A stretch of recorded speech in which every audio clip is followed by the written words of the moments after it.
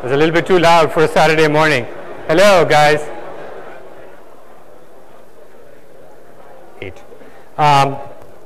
Welcome to the first MIT Club of Northern California's Technology Conference 2017. I'm Shuja Keen. I'm the chair of the technology track. Thank you. Thank you. It's great to see so many of you here on a Saturday morning. Thank you for taking out the time, curing your hangovers, what have you, and spending the day with us. It's always so encouraging. We have an incredible day in store for you, and we can't wait to get started. But I just want to give some context before we started off here. I took over the technology track in late August last year when Bridget became the president. Bridget is our club president over here. And the idea was, luckily for me, it was a clean slate. It was the track had been dormant for a while, but that allowed me a lot of latitude to work with. But we spent the first 4 or 5 months trying to figure out what the population wanted. So we did probably about 8 events over the course of the last 6 months around AI, VR, AR, digital health, and so on and so forth. And they were mostly like unconference style formats to get audience engaged. And then that's where the idea for the conference emerged, right? So we've got 15,000 alums in the Bay Area. Probably more than half of them work in tech in some way, shape, or form, whether as entrepreneurs, as investors, as engineers, as data scientists. And we're like, what if we put this community of extremely well-connected, extremely accomplished individuals together to try and make the world a better place by using AI, right? I mean, that's what the thesis was. That's what we started off. And we started that's where the idea for the conference emerged. And took a lot of effort to put this together over the last 4 months. But somebody once told me, if you wanted to get something done, find a really busy person. So I went out and found 10 really busy people. And we put this together. So I don't know if the volunteers are here right now. I'd love to have them on stage. Okay, so slight change of plans because of the rush over there. We weren't expecting so many people to show up. Quite frankly, when we started off, our goals were very modest. We thought that we'd be able to get like 350 people in. As of last night, we had a little over 650 people register for the day. So we will, this is awesome event. But this would not have been possible without the incredible volunteers we have, and we'll take this opportunity and we'll bring them on stage later on during the day. I also want to thank our sponsors, and one individual in particular, Mark Gorenberg. Mark was our seed investor. I went to him with the idea like 2 months ago. Within 20 minutes, he's like, I'm going to underwrite this. You just brought 2 of my worlds come together and collide together, right? MIT and AI, I have to support you. It was a complete blind support, and I hope we live to deliver on what Mark has sort of tasked us with, not just for the conference, but for the event series for the whole year. And we'll talk about that later on during the day. In addition to Mark, I think we've got a bunch of other sponsors and supporters who've come in a really big way, including Amazon Web Services, Affinity, TRG, Lightspeed Venture Partners who've come in and supported us. And Lightspeed is the second year they're supporting the club. NEA, we've also got Wells Fargo and Morgan Stanley. And then our silver sponsors, we've got General Catalyst, who's a repeat supporter. This is the 3rd time in a row they've supported us. There's Accenture, there's Mentors Fund, and so on and so forth. So thank you so much. Can we have a round of applause for all the people, our sponsors and volunteers.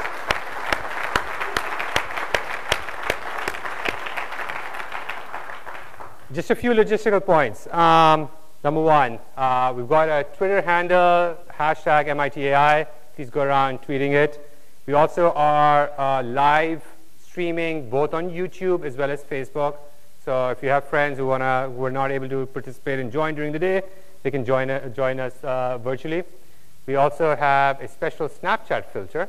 So for those of you, I don't know, I'm not in that age, but those of you who are active on Snapchat, feel free to sort of, put it up on, I don't know, what you call it, snap it or whatever. And what else? Wi-Fi passwords are over there. Restrooms are behind. Some of you guys have had issues with your mobile app. Please, there will be Dave Huang outside. He can help you reset your passwords.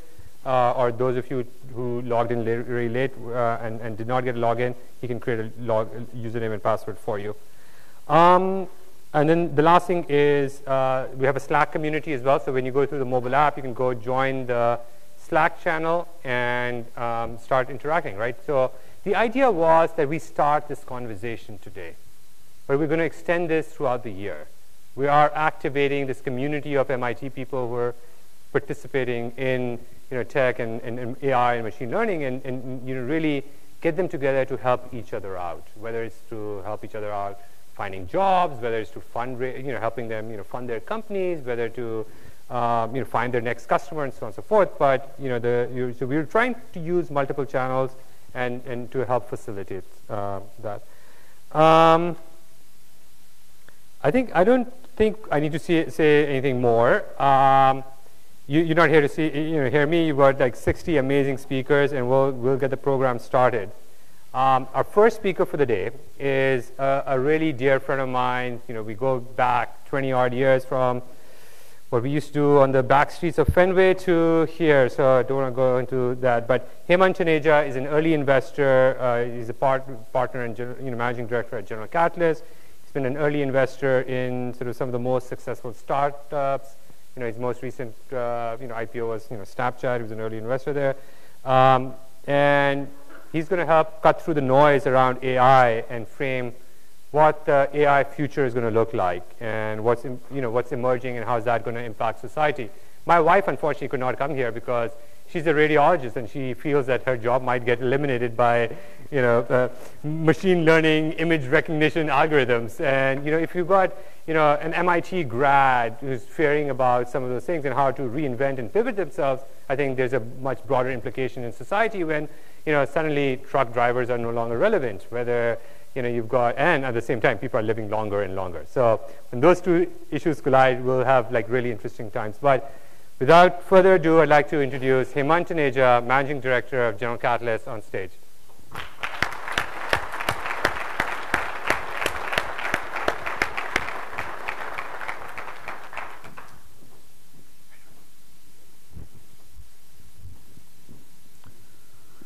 Good morning.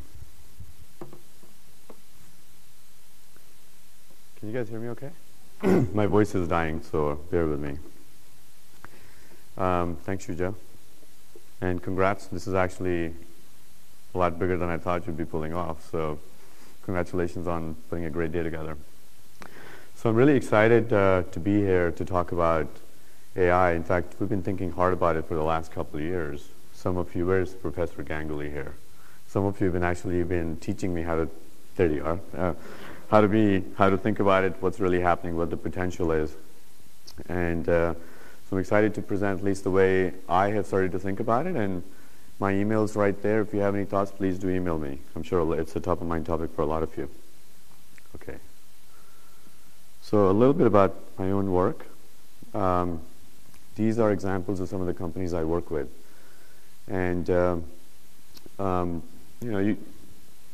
if you see these companies, and Khan Academy, which is actually a nonprofit that all of you I'm sure know, they're in a variety of different sectors. I've worked on healthcare, education, finance, media, among others.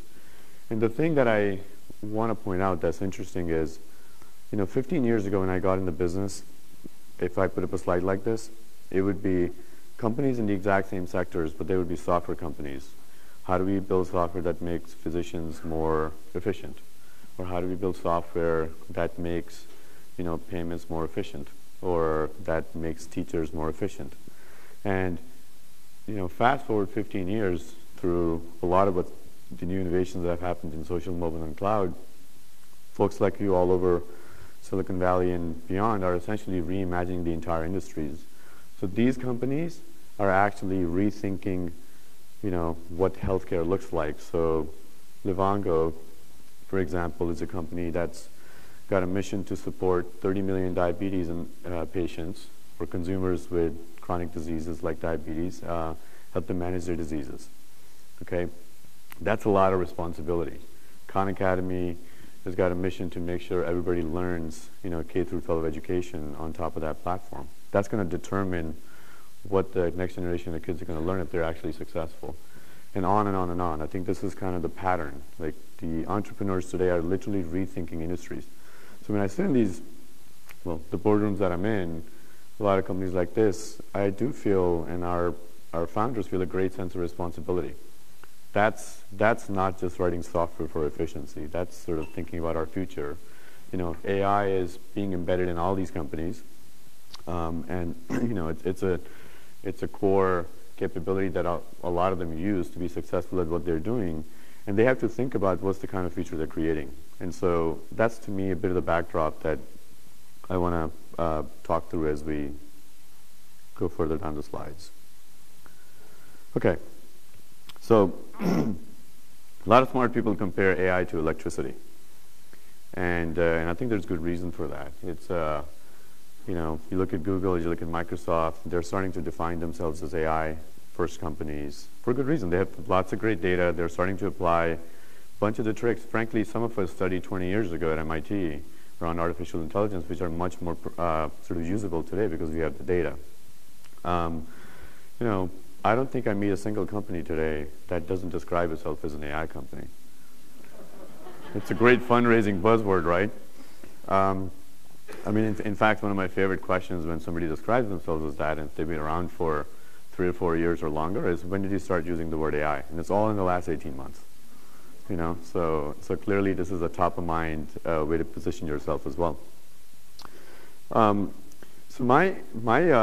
You guys will learn about the applications of AI across, throughout the entire day. There's a lot of people a lot smarter than me that know how to apply it in different areas, and you'll get your mind bent in different directions. My job is to help you pause and pop up for a few minutes. Okay, if this technology is as profound as we think it is, we should think long term as to what's the kind of world we're trying to create. And as Andrew Ng says, AI is electricity. I think sort of using that analogy, just imagine if you were over a century ago, you were in a room like this, 120 years ago, 130 years ago, whenever this happened, and the internal combustion engine was invented. As somebody told you, every one of these that you put on a planet is going to end up actually destroying the climate. What would you do differently? I'm not trying to say AI is a dangerous technology. I'm just saying it's a profound technology. The internal combustion engine has also changed our life. A lot happens because of it. And so that's really the goal. So as you're listening to everything today, just keep that in the back of your mind. Okay, so a lot of smart people are worried about it. Elon, sort of every couple of months there's an article where he's freaked out about it. AI is an existential threat, right? Obviously, we'll listen to a lot of what the benefits are that others are thinking about. And then there's some flippant folks, including one of my own partners, that essentially says, well, if the robots come after us, we'll just unplug them. So this is sort of a complete spectrum of conversation. On one hand, people think it's going to destroy us. On the other hand, people say, well, we control this technology, and who cares? Point for us, let's just think about what it all means. Where is this all going to go so we can have responsible innovation, which is kind of the core topic we're here for the next few minutes. So let me frame the two issues I think a lot about. One is algorithmic accountability. So more and more of our time gets spent online. Our society is kind of reorganizing online. Facebook did that, Twitter did that for us, Snap is doing that for us. Amazon does that for us. So a lot of what we do is not offline anymore. In the offline world, we have spent centuries trying to create rules and regulations that help you deal with bias and discrimination, right? Online, a lot of the decisions that humans make that we can watch for offline are made by software. So algorithmic accountability and transparency is a huge issue. What's really going on in the Google algorithms, or when Facebook decides to show us what they show us in the feed, and when Amazon decides to show you, here's the product you should buy, or when Waze tells you where to go. Rhonda was saying there's a lot of you that took this wrong detour this morning because Waze was telling you to the other entrance of the hotel. like what's really going on as these algorithms sort of decide on these things. That transparency is really important. The second thing that's really important is as we reconstruct these various industries, whether it's healthcare, finance, education, going back to the things we talked about, I think we're changing the nature of work, right? Jobs is top of mind for us, and work gives us purpose. And so are we going to use AI to make Shuja's wife a better radiologist, or are we going to just make her lose her job, right? I mean, those are top of mind questions that every entrepreneur in every sector needs to be thinking about.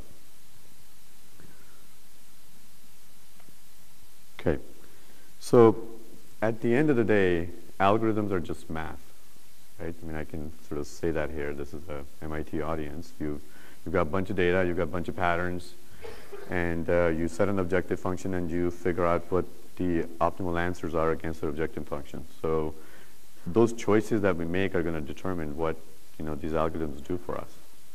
And I think in that sense, sort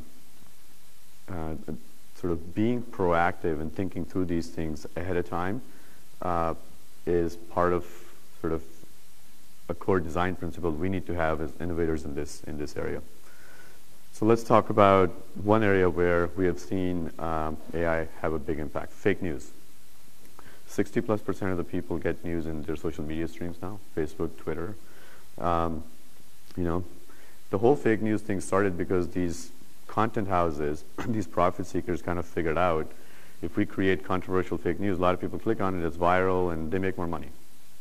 So, they weren't thinking about the unintended consequences necessarily. Some of them, in fact, have come out and said they regret it. That could swing the election.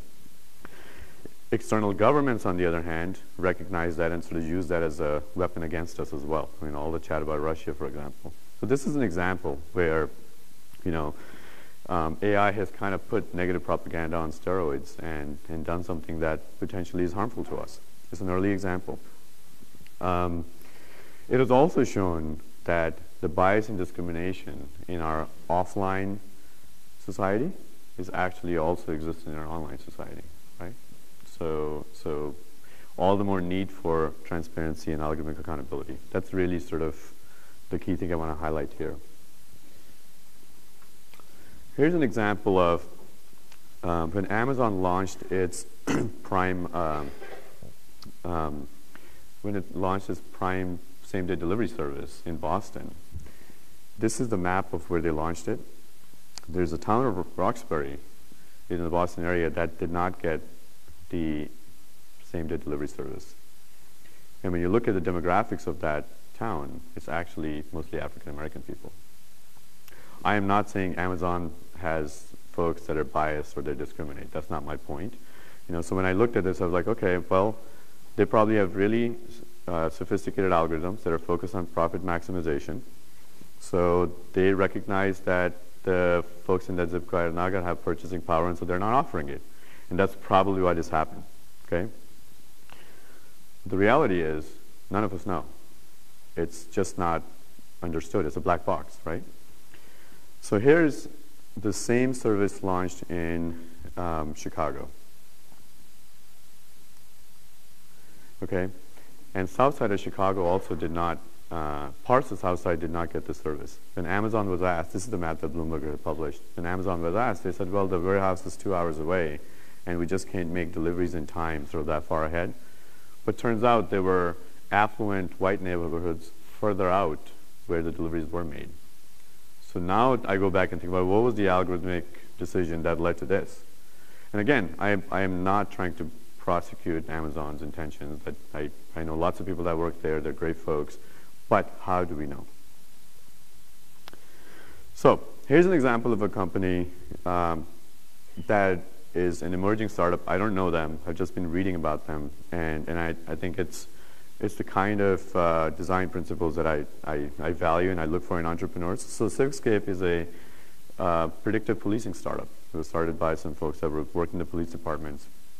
And they a priori recognized the bias that even though drug abuse is 50-50 in African American populations and Caucasian populations, the incidence rate of how many times folks are stopped is very skewed in one direction.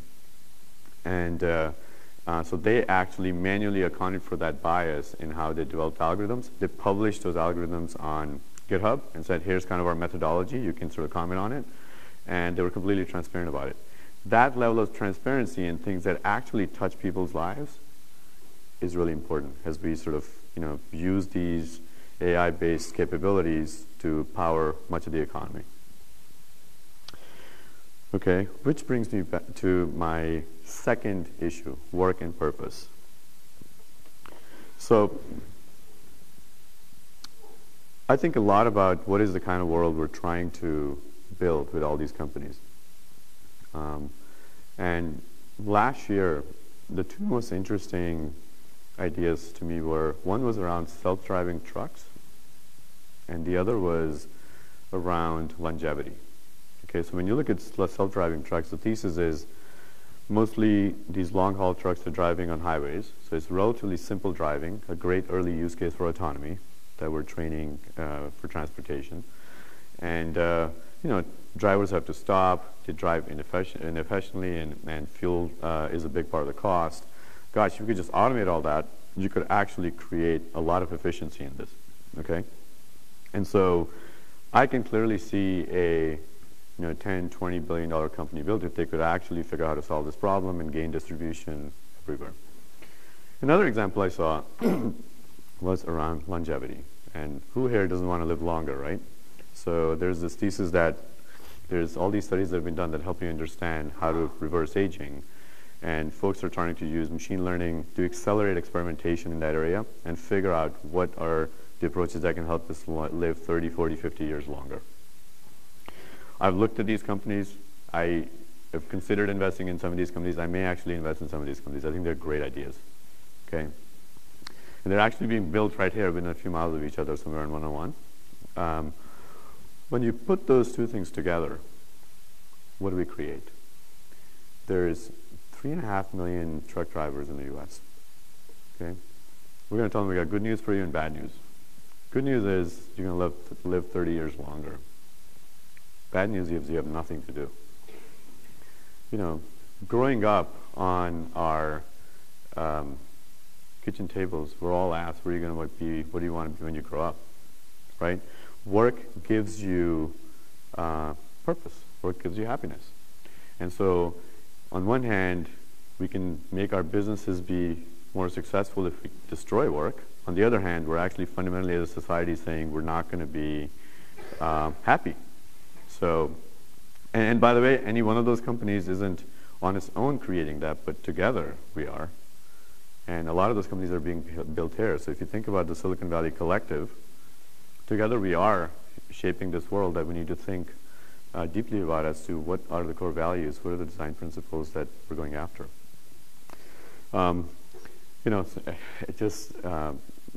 Somebody I really respect said to me over dinner once that someday in 30 years we may have to pay to work.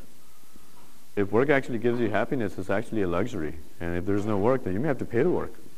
Bill Gates is going around saying, well, we should tax robots, right? So I have friends that are working on universal basic income saying, well, when there's no work, what are we, what are we going to do? How do we sort of make sure folks can actually afford to live? And should we just put them on a stipend? So I think people recognize these are the directions we can be going and sort of solving for that eventuality. But the decisions today are going to shape what we actually create. And we don't have to go there. I mean, that doesn't have to necessarily be the way we innovate for the next 30 years. So I'm going to leave you with 3 thoughts, okay?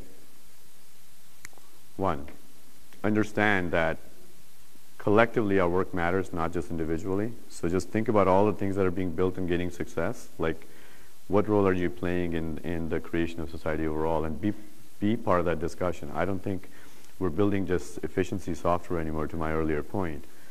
It matters. Like, it really matters how our kids are going to learn, how we're going to be healthy, and what kind of work we're going to do. It's all going to be based on decisions. It's all powered by, AI eventually. I think the second is, as a design principle, I always look for, how do we get more out of humans as opposed to replace them? So, when you, going back to Shuja's wife, since you're the man of the hour today, how about we build a radiology service that helps with triage and be more preemptive about understanding what's happening with our patients, as opposed to saying, let's just eliminate the radiologist, right? And then the last thing is, as we build these algorithms, we should be transparent. I think this is a question that you guys should be asking folks that are speaking later today. What is their core philosophy around that? Because if we don't understand what's being done, we don't know how to sort of manage the consequences of it. So that transparency is really important. Anyways, that's all I had for you guys. Thank you.